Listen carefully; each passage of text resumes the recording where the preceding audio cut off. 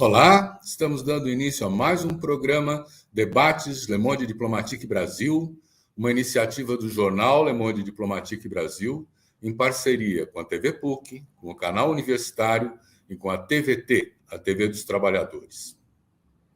Hoje nós vamos tratar do tema das mulheres na política. A luta feminista tem aberto espaços, tem buscado o reconhecimento, a equidade de gênero, mas ainda hoje temos muitos problemas em relação à participação das mulheres na política. E para tratar desse tema, nós convidamos duas pessoas que estão profundamente envolvidas com o tema, que eu vou apresentar agora para vocês. Eu quero apresentar a Roberta Jucá. A Roberta Jucá é advogada, ela é doutora em Direito pela Universidade Federal do Rio de Janeiro, ela é pesquisadora do Laboratório de Direitos Humanos da Universidade Federal do Rio de Janeiro e do Grupo de Pesquisa Teoria Crítica dos Direitos Humanos, do CNPq. É analista judiciária do Tribunal Regional Eleitoral do Ceará e tem experiência na área de direito, na ênfase do direito constitucional e principalmente tratando do tema do feminismo, gênero, participação política das mulheres, teoria crítica dos direitos humanos, e vai por aí. Muito obrigado, Roberta, por estar com a gente. Vai ser ótimo você participar dessa conversa. Obrigada, Silvio, pelo convite. Prazer. Quero apresentar também a Maria Marighella. Maria Marighella é atriz, é ativista cultural e é vereadora. Ela é ativista cultural, ela é professora, produtora teatral, atriz graduada pela Universidade Federal da Bahia. Foi coordenadora de teatro da Fundação Cultural do Estado da Bahia e da Fundação Nacional das Artes, além de diretora de espaços culturais da Secretaria de Cultura do Estado da Bahia. É feminista, antirracista, e em 2016 passa a fazer parte da rede Ocupa Política. E desde 2020 é vereadora na Câmara Municipal de Salvador. Muito obrigado também, Maria, por estar aqui com a gente. Vamos dar início, então, à nossa conversa, né? Eu queria pedir à Roberta, inicialmente, que nos conte um pouco da pesquisa que nós sabemos que você fez sobre as barreiras da mulher na política. Assim, nós começamos com base nos dados de uma pesquisa a nossa conversa de hoje. Roberta, você pode contar para a gente? Posso, é um prazer estar aqui, quero agradecer mais uma vez o convite, um prazer partilhar esse debate aqui com a Maria, quem admiro muito, e vamos bater um papo aqui falando um pouco dessa pesquisa. Em 2020 eu terminei o doutorado em Direito e escrevi a tese que virou livro, esse livro aqui, Fictícias, Candidaturas de Mulheres e Violência Política de Gênero, pela editora Radiadora, que é uma editora aqui do Ceará, e foram muitos resultados, mas o principal deles é que nós precisamos ainda conhecer mais e fazer um melhor mapeamento sobre os tipos de candidaturas fictícias de mulheres, que são aquelas candidatas popularmente conhecidas como laranjas nas eleições, para os cargos municipais, e o tanto que isso tem de violência política de gênero, que é um tema também que foi tratado na pesquisa. Então, eu fiz um mapeamento a partir da fala das próprias mulheres entrevistadas, eu entrevistei candidatas fictícias que foram candidatas aqui no Ceará em eleições anteriores, e a partir dessas falas eu fiz uma tipologia, encontrei 10 tipos de candidaturas fictícias de mulheres, né, para a gente entender que não são... não é tudo igual, não é tudo sempre a mesma coisa, e a ideia foi tentar mapear e conhecer um tema ainda pouco explorado no mundo acadêmico, que é esse da candidatura fictícia, né, que é essa mercantilização da mulher na política, quando um partido ele coloca uma mulher como candidata fictícia, também chamada de laranja, apenas para cumprir a legislação, a cota de gênero, e essa mulher ela é colocada ali apenas para favorecer o partido, que continua elegendo os mesmos homens de sempre. E essa prática vem se repetindo há anos e anos e anos, e as mulheres são colocadas como instrumento, como candidatas fictícias, e eu entendo e concluo na pesquisa que isso é uma violência política de gênero gravíssima. Aí, finalmente, nós temos aí agora uma perspectiva de mudar esse cenário com a lei que vem trazendo aí, legislando sobre a violência política de gênero. Então, em rápidas palavras, é uma síntese da pesquisa que desenvolvi no doutorado. Uma perguntinha antes de passar para a Maria Roberta. Você descobriu, você estava analisando a tipologia, né? Mas você sabe a magnitude desse problema dentro dos partidos? O quanto as candidaturas de mulheres foram de fato verdadeiras e o quanto elas foram fictícias? Pois é, na verdade, eu construí uma tipologia porque não existe uma tipologia. Esse é o problema, é um problema invisibilizado. A própria violência política, ela virou lei agora em 2021, né? Então, assim, a gente começou no Brasil a falar e a estudar sobre isso agora. A gente não tem dados concretos, né? Muita gente me pergunta qual o percentual de candidaturas fictícias na eleição de 2020? Não Isso, tem como a gente saber. não dá. Então, é ainda um problema invisibilizado. O que a gente sabe é da resistência interna dos partidos a colocar mulheres reais. Porque mais mulheres na política significa menos homens, e eles resistem muito a isso. Mas nós não temos dados concretos nenhum sobre esse tema ainda. Então vamos passar para a Maria perguntando assim: olha, Maria, passando da pesquisa para o trabalho de verdade assim na Câmara Municipal, como é que você foi recebida lá quando você se elegeu? Você está sem som. Nossa, que pergunta cabulosa! Primeiro, como? Primeiro, é importante que a gente diga que desde o primeiro momento, antes de chegar na Câmara, né? Antes de chegar, eu queria contar um pouquinho, fazer uma. Primeiro, eu queria saudar a todos e todas, dar um salve geral, agradecer muitíssimo pelo convite, Silvio. Queria dizer, Roberta, que também te admiro e respeito muito, muito bacana estar aqui com vocês. Muito bom estar nessa gira aqui, então eu quero saudar todos e todas e todos que nos acompanham. Bom, primeiro queria contar que eu não tive vida fora da política. Vocês sabem, né, que eu nasci plena ditadura militar, meu pai preso, meu avô assassinado, minha avó exilada. E a política sempre foi para mim um lugar muito cabuloso, porque imagina um lugar de conflito, um lugar de violência, um lugar, Roberta, que eu sempre estive, sempre habitei, mas ao mesmo tempo aquilo desde a primeira infância, um lugar muito complexo. Então, você me apresenta, né, Silvio? Então, eu tomei como ativismo a cultura, me tornei uma ativista da cultura. Então, para uma criança que fiz teatro, um adolescente que fiz teatro, comecei na cultura muito cedo e encontrei nesse lugar um lugar importante de ativismo, de militância, de me encontrar com a política de um outro jeito, ao meu modo. E qual é o momento que talvez eu tenha decidido me colocar, né, para disputar política institucional ou para um cargo eletivo, e eu suponho, trago como hipótese aqui, dividindo com vocês, que talvez tenha sido o golpe de 16, o golpe jurídico, parlamentar, midiático, que retira a primeira e única presidenta eleita do Brasil do poder. Aquela cena da admissibilidade do impeachment, né, daquele 17 de abril de 16, é uma cena que é marcante, muito marcante para mim, é um marco da história, tem um traço, né, Roberta, ali de machismo, sexismo, é o patriarcado na sua pulsão mais violenta atuando. Então, a primeira coisa, antes de chegar na Câmara, eu quero dizer que a minha presença, né, na política se dá num contexto de reação, né, de insurgência, de insubordinação para um processo que se dá radicalmente apoiado pelo machismo, pela misoginia, pelo patriarcado.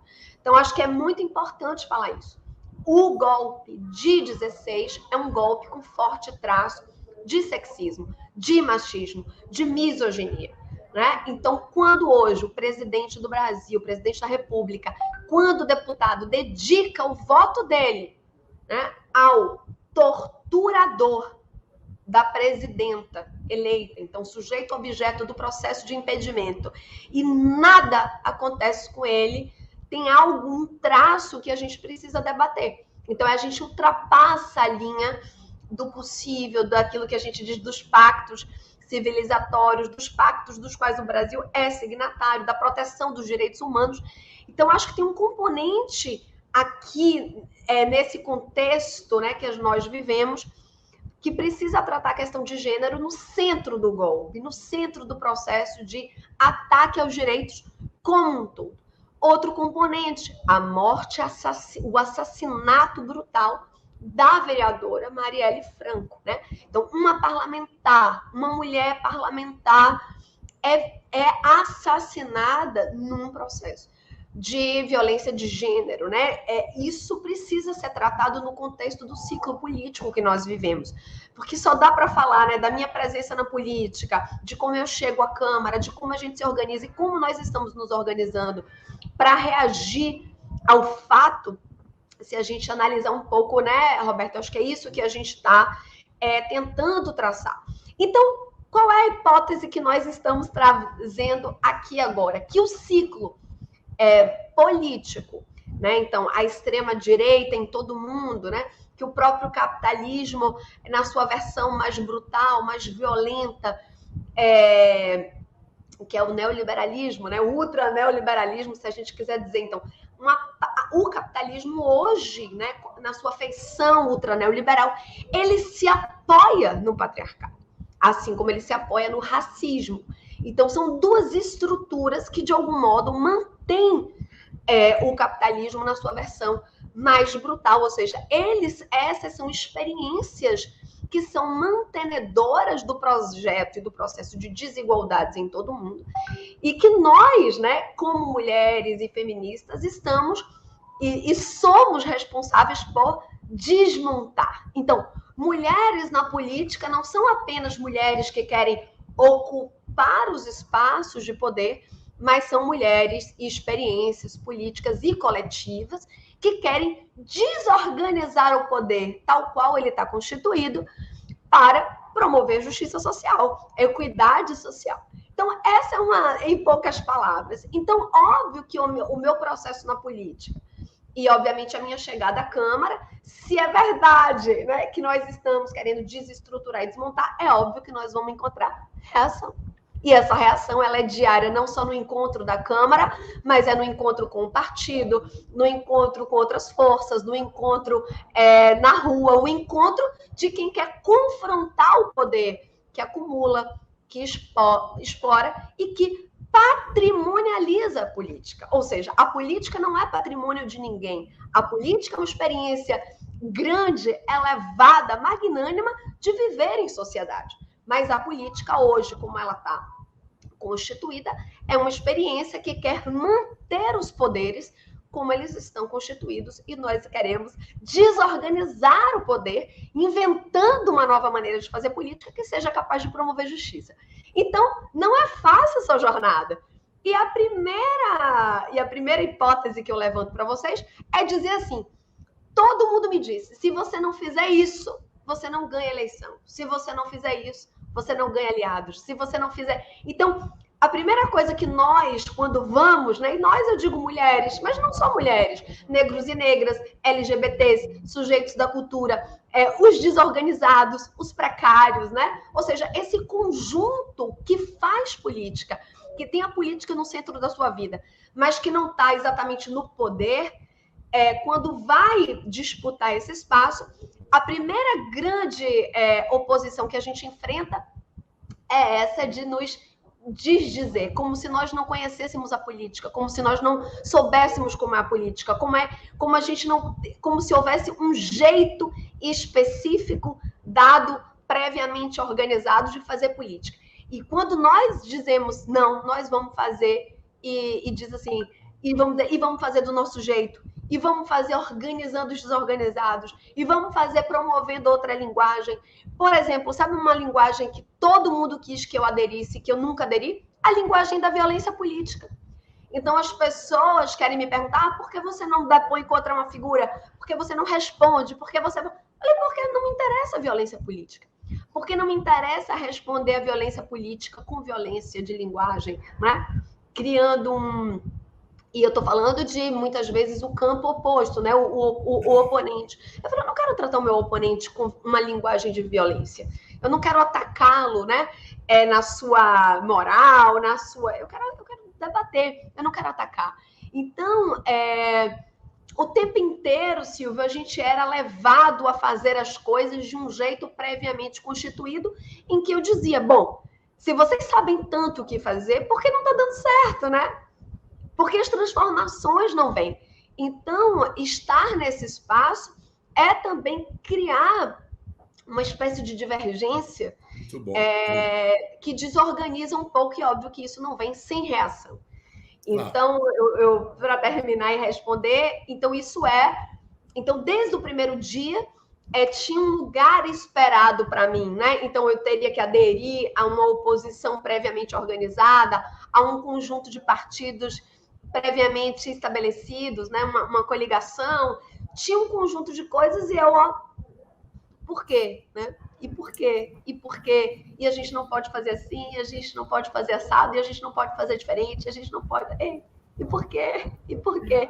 Então, acho que e obviamente isso não é sem reação. E a primeira grande reação ela não sabe fazer política.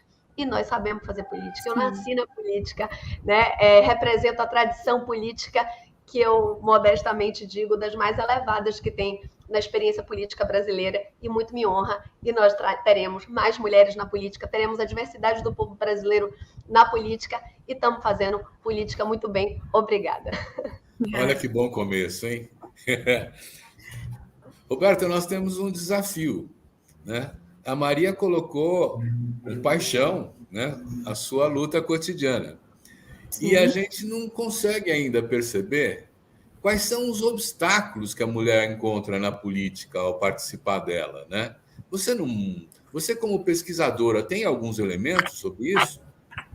Temos muitos, né? Eu acho que a fala da Maria foi excelente, porque eu costumo dizer sempre que a história da conquista de direitos políticos das mulheres é uma história de luta, de muita luta feminista, mas também de muita violência, que é exatamente essa reação que ela falou, né, Maria? Você fala de exatamente essa resistência, essa reação que vem em torno de violência política, agora nominada, essa reação inicial dos homens dos partidos. Então, desde sempre, né, Silvio, que essa luta por direitos, desde o começo, pelo voto em 32 até agora, né, para que minimamente se haja um respeito das mulheres num plenário, tudo isso sempre foi uma dubiedade de muita luta e de muita violência, há muita resistência.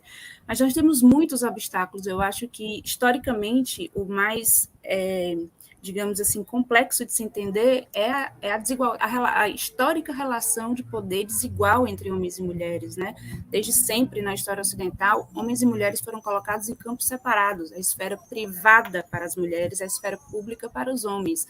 Desde a Grécia Antiga, nós temos relatos de mulheres impedidas de falar, de participar. A esfera pública sempre foi masculina. E é exatamente isso. O poder, ele foi constituído no imaginário social da nossa sociedade, e em boa parte do mundo, em quase todo mundo, como um poder masculino, a política como um lugar masculino, e para as mulheres um não lugar, como se a mulher ali não pudesse ficar, não coubesse, como se nós mulheres não tivéssemos capacidade. Então, nós temos aí uma longa história de exclusão, de subinclusão, de total alijamento das mulheres dessa esfera pública, né? As mulheres foram destinadas à casa e aos filhos, aos cuidados maternais. Então, isso é histórico.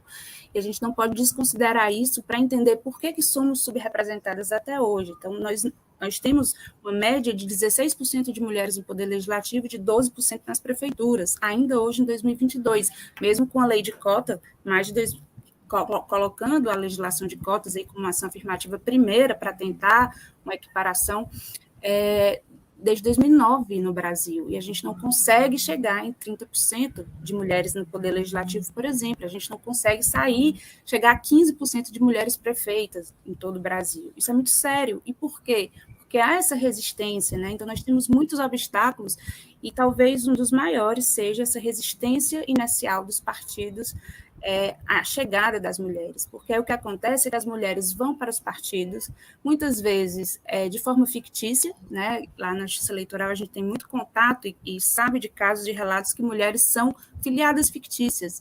No meu trabalho, várias vezes eu já tive a oportunidade de conversar com mulheres que diziam assim: doutora, eu não sou filiada e descobri meu nome aqui no partido tal, eu gostaria de pedir para sair, porque eu não gosto de política. Então, acontece que há práticas partidárias em termos de manipulação e uso das mulheres para a mercadoria eleitoral muito sérias e muito graves. Há filiadas fictícias, há membros de diretórios fictícios. Uma vez um tesoureiro chegou para mim e disse: Ela foi lá fazer uma consulta e eu disse, você é a tesoureira do partido X. Ela disse, mas eu não sou nem filiada. Você não só é filiada, como você está aqui como tesoureira. E ela pediu para a gente tirar, que ela não queria mais ficar. E nós temos todos esses problemas de internos partidários. Nós temos também reação dentro dos partidos. Uma das minhas entrevistadas disse que um dos maiores problemas dela, ela queria ser candidata. Ela foi convidada e achou que era real o convite, né? E aí ela disse que ela não era chamada para as reuniões, ela não recebeu dinheiro. E esse é um dos principais problemas nas campanhas. Muitas campanhas não têm financiamento, os partidos não investem nas candidaturas de mulheres. Então, nós temos filiadas fictícias, membros de diretórios fictícios, nós temos candidatas fictícias que são colocadas nas eleições para concorrer apenas para cumprimento da cota, ou seja, aquela mulher ela não vai receber financiamento, ela não vai receber apoio real. Muitas delas me diziam assim, o partido fez lá, imprimiu 20 santinhos para fazer de conta que a gente é candidata, mas aquilo não tem uma campanha real. E é muito fácil você saber quando há uma campanha. No Brasil não existe eleição, é muito raro, temos casos raríssimos de eleição sem dinheiro, sem campanha, sem santinho, sem ir para a rua, sem fazer movimento, sem ir para a praça, sem fazer bandeira, né? São uma série de eventos que faz parte da campanha eleitoral. Isso, principalmente nas cidades pequenas, é muito próximo de acompanhar. Eu fui chefe de cartório em vários municípios do Ceará e, como chefe de cartório, acompanhava as campanhas todas, né? E eu participei de eleição que não tinha nenhuma mulher a candidata a vereadora real, todas muito fictícias. Bom. Isso é muito comum. Então, nós temos esses obstáculos que são hoje nominados de violência, como nunca foram antes, porque a lei é de 2021, que afastam e dificultam mais mulheres na política. Eu considero que a prática interna partidária é o que mais afasta, porque, além de todas essas fraudes, né, de colocar mulheres como fictícias nas instâncias, e de não haver financiamento, de não haver apoio nem estímulo, não há capacitação, não há um chamamento, né, e muitos deles dizem, não há mulheres interessadas, não tem mulheres na política. Sim, aí eu sempre pergunto, o que foi que o seu partido fez para, há 2, 3 anos, chamar mulheres para capacitação e real possibilidade de participação dentro do partido, né? E aí a gente tem muito que olhar para os partidos, porque é pelos partidos que as mulheres entram e podem ocupar cargos públicos. Tá. Olha, antes de fazer um pequeno intervalo, eu vou fazer uma pergunta para a Maria, para ela responder depois do nosso intervalo, que nós vamos fazer por força da questão eleitoral. Maria, tem 2 fotografias. Uma é a do governo Bolsonaro, onde a imensa maioria, acho que só tem uma mulher, né? Quer dizer, é tudo homem, mais de 50 anos, branco. Daí tem a fotografia do governo do Chile, que se elegeu, com uma maioria de ministras, né, e uma maioria de mulheres no governo. A formação histórica dos 2 países não é tão diferente. Por que essa diferença? Então você fica pensando aí, e nós vamos ver agora o intervalo, nós vamos fazer o intervalo eleitoral.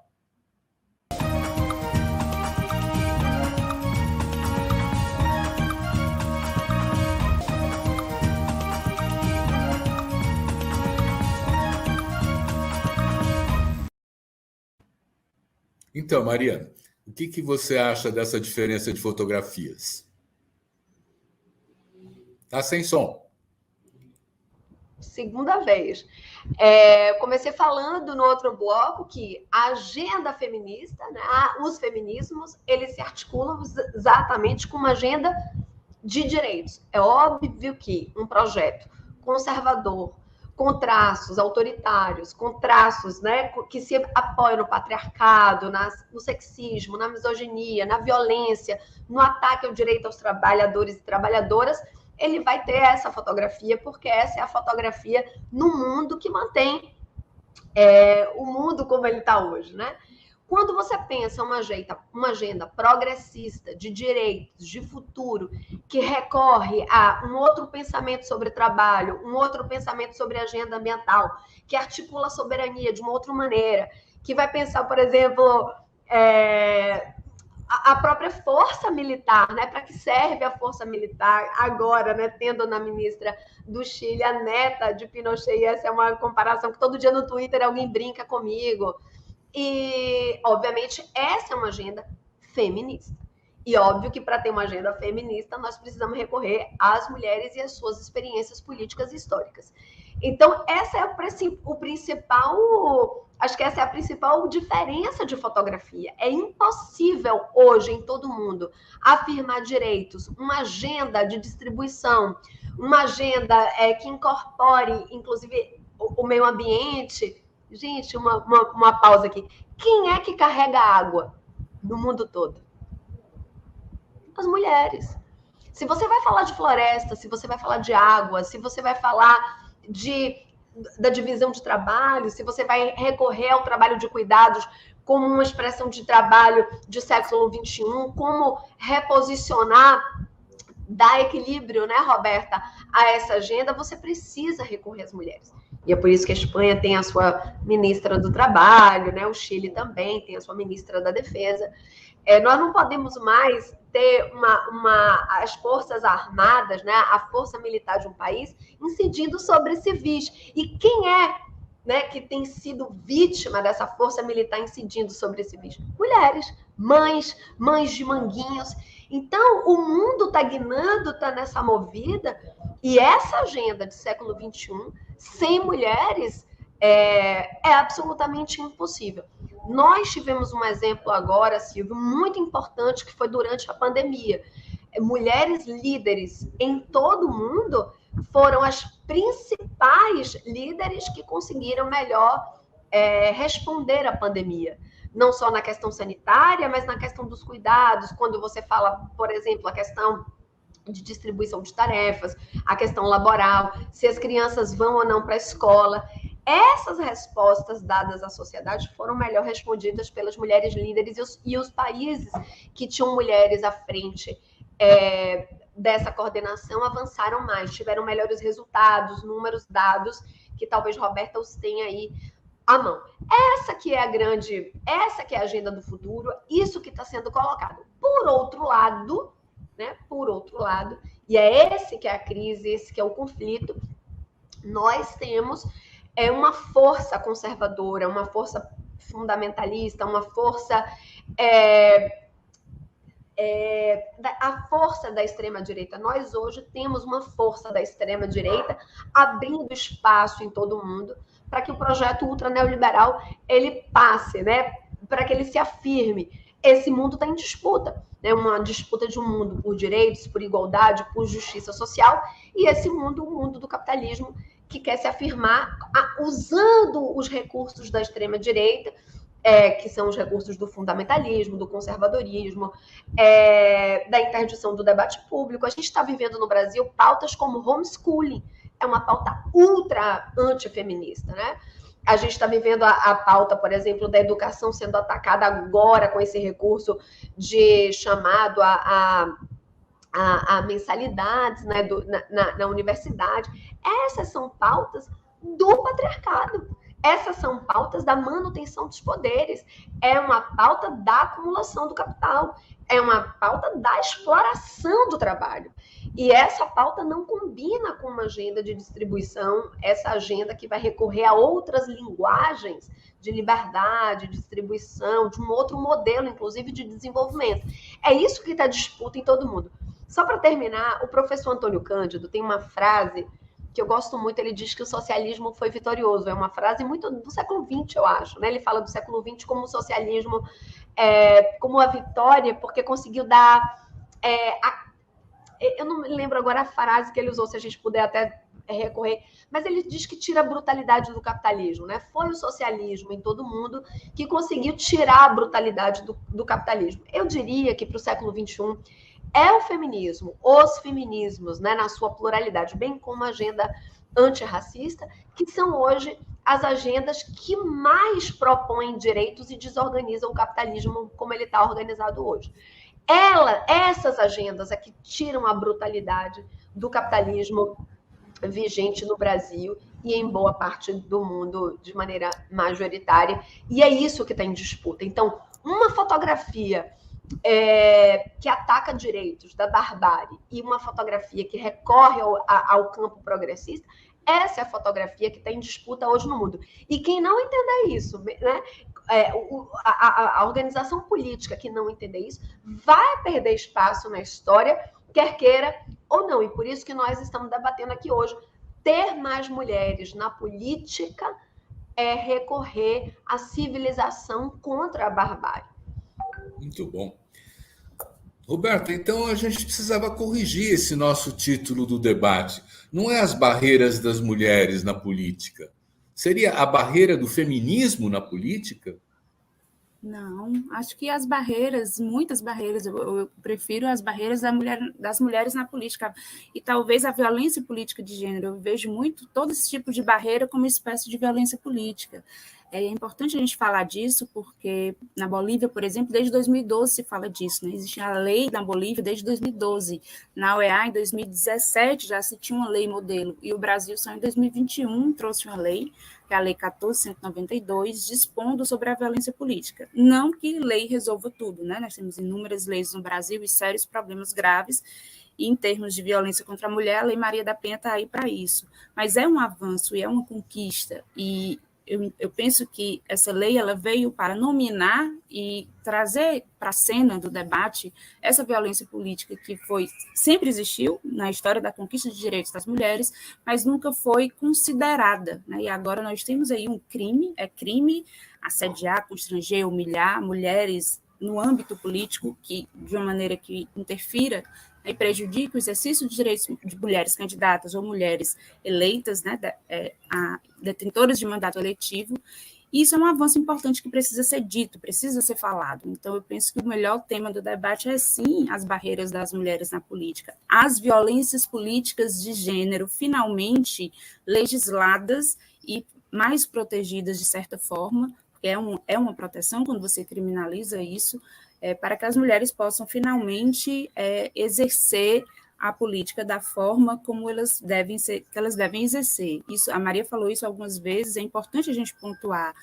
Não é fácil entrar, né? As resistências são muitas e a imposição do masculino é muito forte. Tem uma imagem, a Maria falou de imagem, de como se impõe, né? Como a sociedade espera que as mulheres se comportem como homens na política. Tem uma imagem que eu acho muito forte na pesquisa que fiz, que são duas mulheres, uma mãe e uma filha, que foram colocadas candidatas fictícias sem saber, elas tiveram os dados usurpados, e quando elas viram, elas estavam lá no Divulga Cande, no site da Justiça Eleitoral, de paletó e gravata. Então, um vizinho pegou os dados, pegou a foto, fez uma montagem de paletó e gravata e colocou a foto da mãe e da filha, uma candidata a deputada federal, uma candidata a deputada estadual em 2018.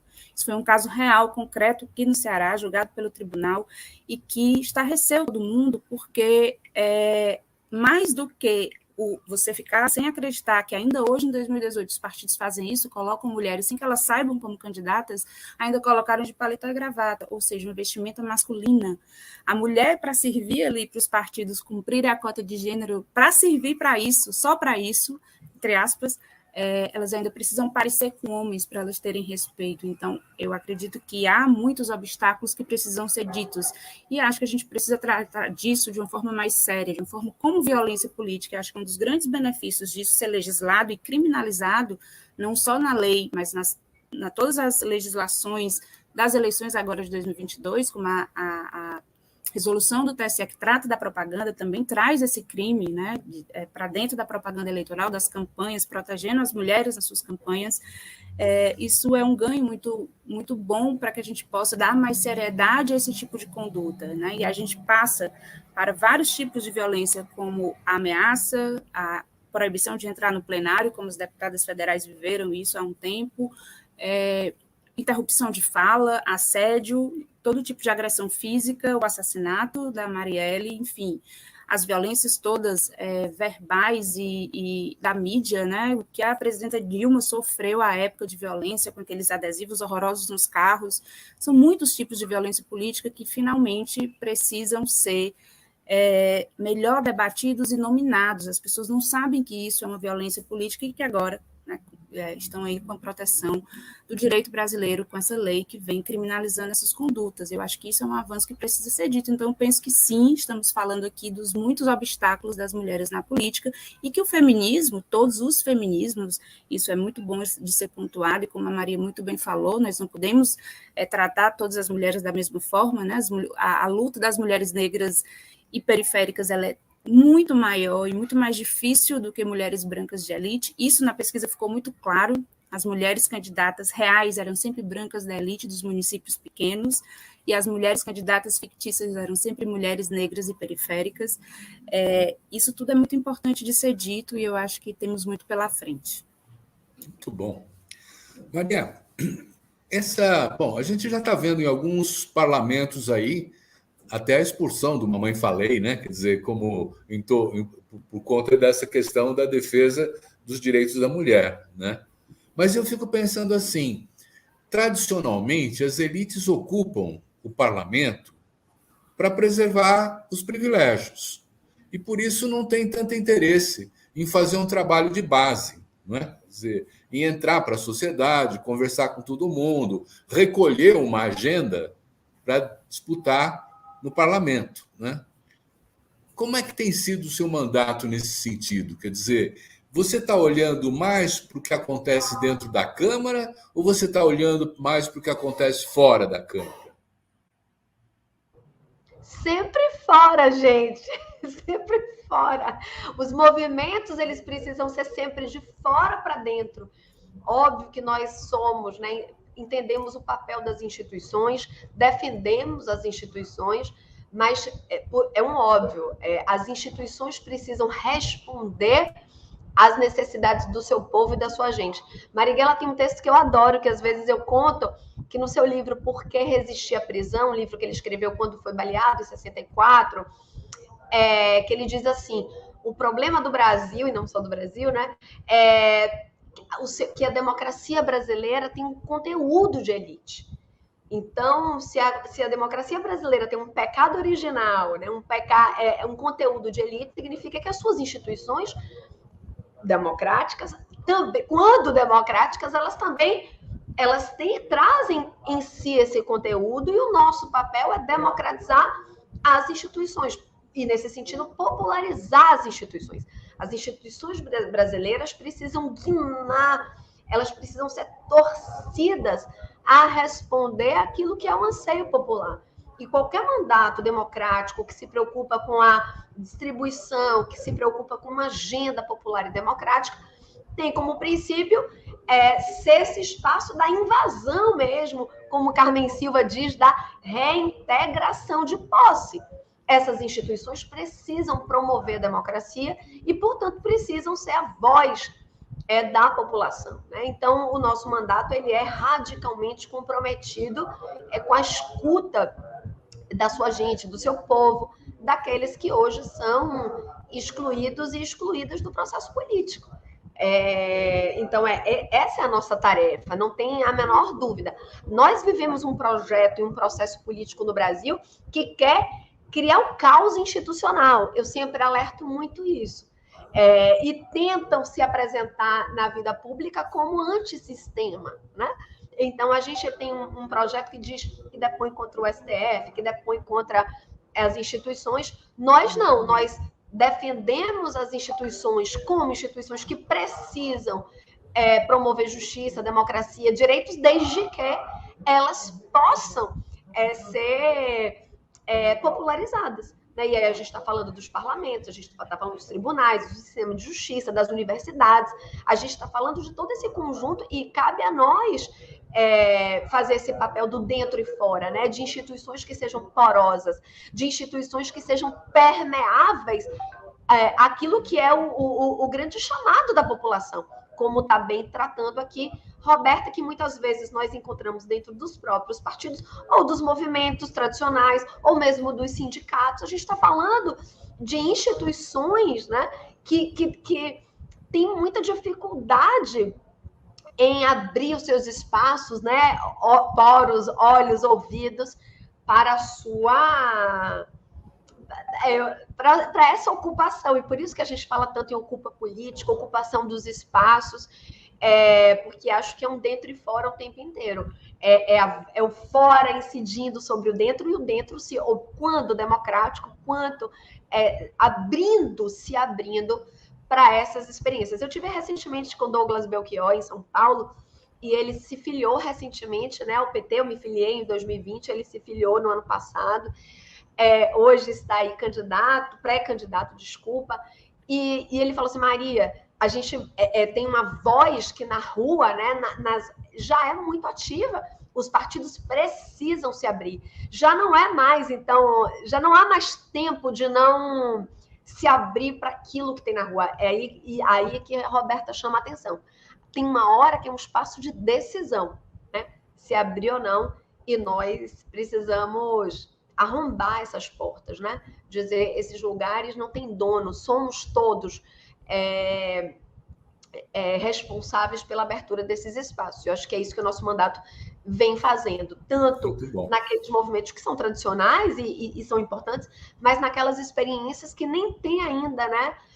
Se uma representação, então entendendo que a política não se dá também nos espaços já consolidados, mas que existem vozes, né, que hoje são desorganizadas e que querem e vão e pretendem ocupar os espaços da política. Beleza. Nós vamos fazer mais um pequeno intervalo e voltamos já já.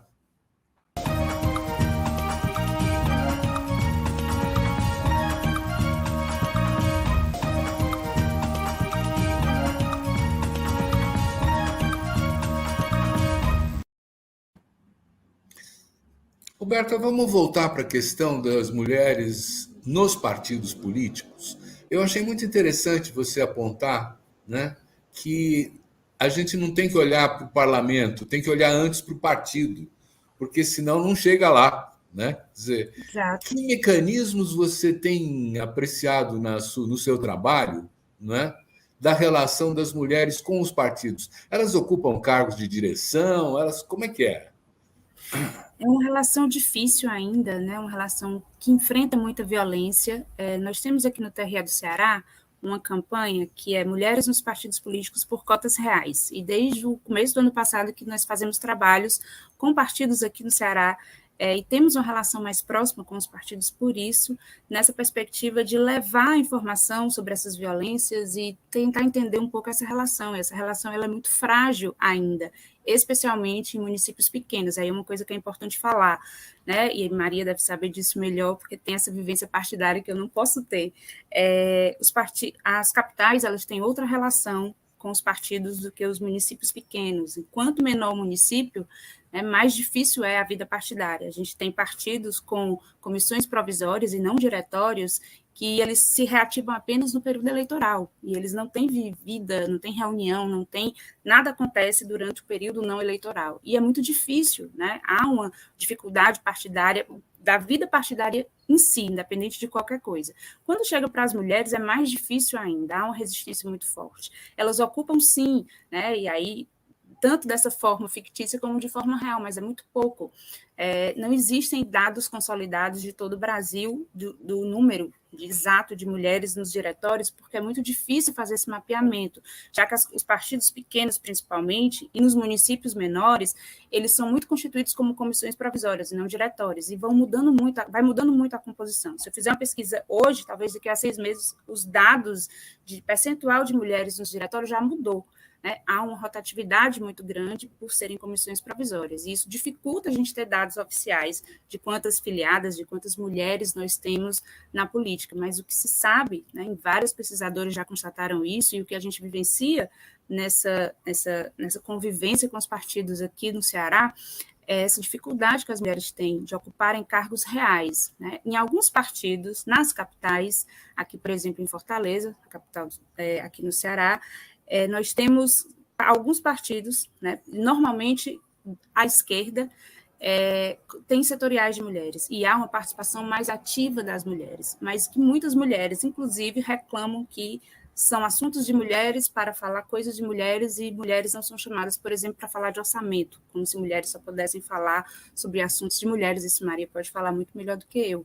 Há também esse problema e muitas reclamações de mulheres de partidos à esquerda, por exemplo, dessa dificuldade, dessa barreira que existe dentro dos partidos. Eu sempre falo que assim, a gente precisa olhar antes, muito antes, porque não adianta olhar só a Maria deve enfrentar muitos problemas, todas as vereadoras e deputadas no Brasil e as prefeitas também de resistência, de violência, mas a gente precisa, se a gente quer mais mulheres na política, eu preciso preparar mais mulheres, eu preciso capacitar, eu preciso chamar para que isso seja real, para que as mulheres ocupem esses espaços antes. E os partidos são o caminho, porque eu não chego na política sem partido, né? Nós não temos a candidatura aqui que não seja via partido político. Então, é muito importante que a gente pense que a vida e a relação mulher-partido ela é fundamental para que a gente tenha um novo horizonte.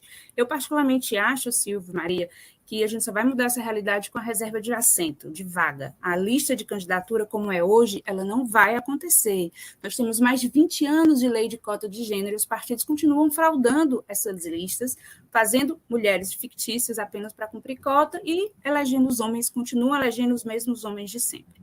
Isso só vai mudar quando a gente tiver vaga de assento para mulheres, para as pessoas negras. Então, não tem como ser pelo sistema que está hoje, mas, paralelamente a isso, a gente precisa fazer campanhas e ações educativas, formativas, de capacitação. Nós, no Ceará, estamos fazendo cursos com partidos e com mulheres, né? E nos partidos, por exemplo, a gente chama os diretórios e aí comparecem poucas pessoas e todas elas mulheres. Aparece um homem, 2 homens. A gente não consegue falar. E uma instituição oficial, isso que a Maria falou, as instituições precisam se abrir, né? Nós temos a sorte de ter uma gestão no TRE aqui do Ceará bem aberta para esse tema e a gente consegue falar sobre tudo isso que a gente está falando aqui dentro, institucionalmente, chamando o partido. Então, a voz de... Né, vocês sabem que tem o poder de ser um tribunal regional eleitoral falando para um partido.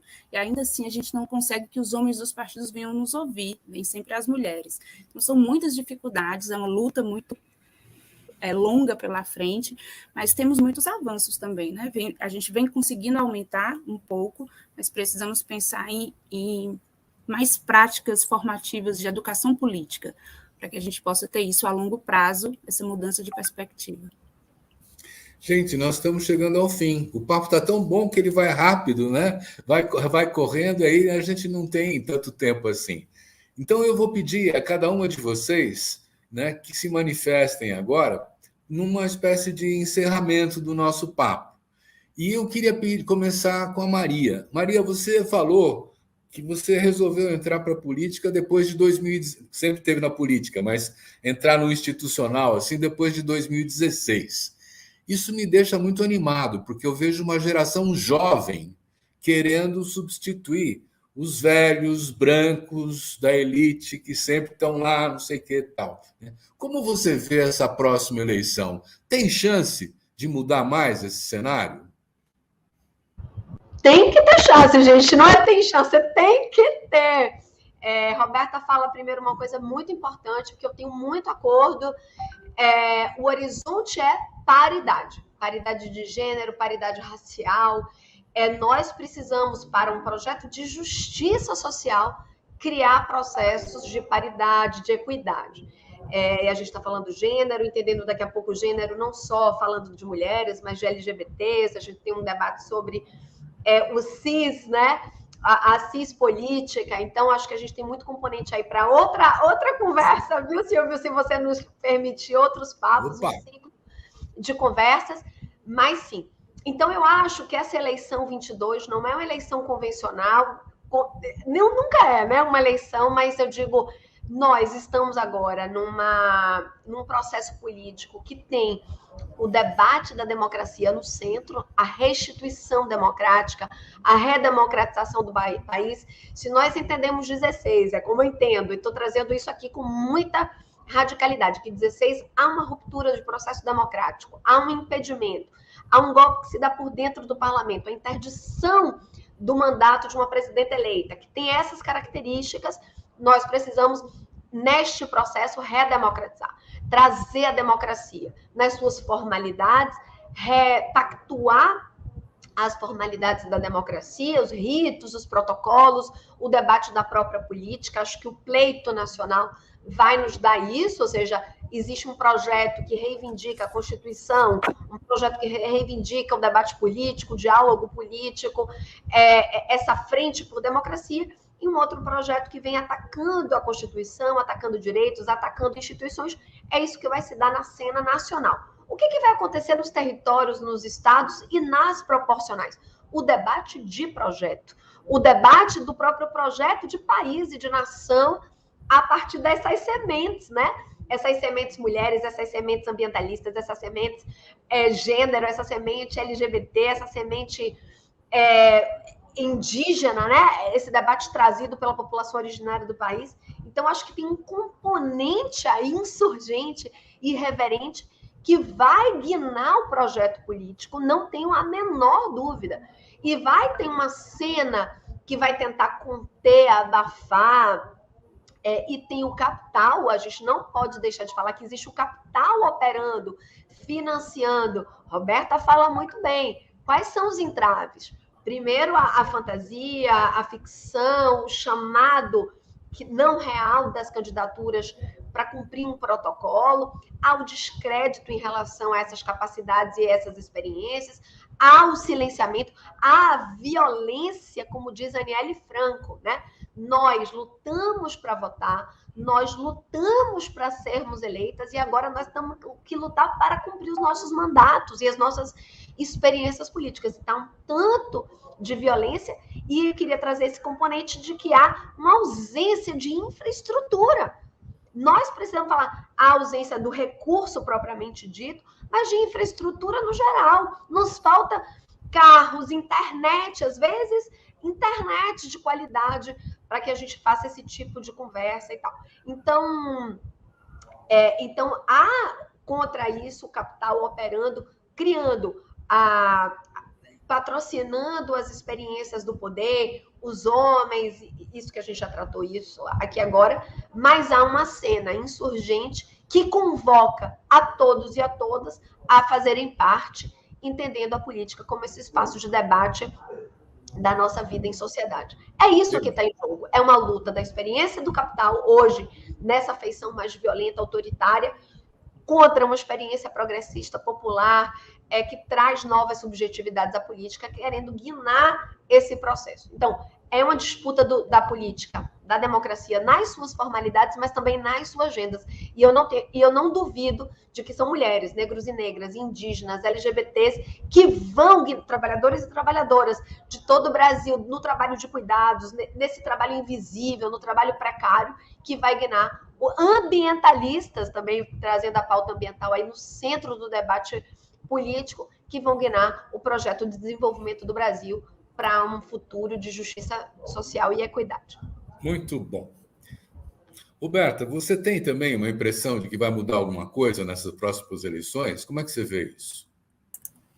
Tenho sempre muita esperança. Não posso, né, por impedimentos legais, por ser da justiça eleitoral, não posso falar sobre partidos, sobre candidatos, nem manifestar lados oficialmente, mas tenho muita esperança porque venho acompanhando desde muito tempo os movimentos feministas e todas essas lutas que Maria também mencionou na busca, né, porque esses direitos sejam assegurados. E por dentro das institucionalidades vejo esse movimento, né, de uns tempos para cá, observando. Eu trabalho na Escola Judiciária do TRE e tenho contatos com muitas pessoas de vários estados e os eventos todos agora são sobre mulheres na política, desde o TSE até os tribunais todos, preocupados com esse tema, com essa agenda. Então, há dentro da institucionalidade da justiça eleitoral hoje uma preocupação muito forte que isso aconteça.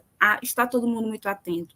O Ministério Público Eleitoral já criou um canal de denúncia da violência política contra as mulheres nessas eleições de 2022. A resolução do TSE que vai tratar das campanhas eleitorais, ela já trouxe para dentro do seu texto o crime da violência política de gênero. Então, os avanços legislativos, os avanços dos espaços institucionais que são importantes, não são os únicos, mas são importantes, eles estão todos abertos ao tema, estão todos preocupados, estamos tentando, de alguma forma, principalmente por meio da educação, da prevenção, de campanhas, de alguma forma abrir espaço para isso. Então, em termos institucionais, isso já está acontecendo, né? E é feliz e bom que isso aconteça, como nunca antes aconteceu. Nunca tinha não tenho tantos anos de justiça eleitoral, mas desde que entrei em 2006, eu venho percebendo pela primeira vez uma grande abertura a tudo isso, a toda essa percepção. Isso é muito importante, né? Porque a justiça eleitoral é quem regula e regulamenta e quem organiza as eleições no Brasil. Então, eu acredito que há, sim, uma perspectiva de mudança muito forte e acredito que estamos no caminho, né? Com forças, unindo as forças dos movimentos, dos feminismos, dos partidos, dessas mulheres fortes, das pessoas negras, das pessoas subalternizadas de um modo geral, como indígenas, quilombolas, enfim. Juntando tudo isso com essa mudança de perspectiva da própria justiça eleitoral, né, que já é uma força muito grande que os movimentos ganham quando a gente tem instituições abertas a esse debate, eu acredito que a gente só tem a ganhar e um cenário muito positivo para uma mudança a partir aí dos próximos resultados. Muito bom. Estamos todos empenhados nisso, né? Eu quero agradecer muito a Roberta Laena Costa Jucá e a Maria Marighella por esse papo super interessante. Valeu a pena, muito obrigado.